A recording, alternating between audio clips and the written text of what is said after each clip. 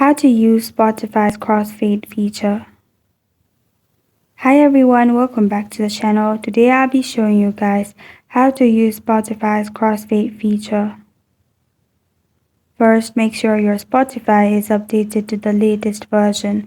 Then open the app and log into your account. Then go to settings and you'll find this kind of screen pop up. Press on playback, which is below content and display. You'll find this kind of screen pop up. This is only available in your PC.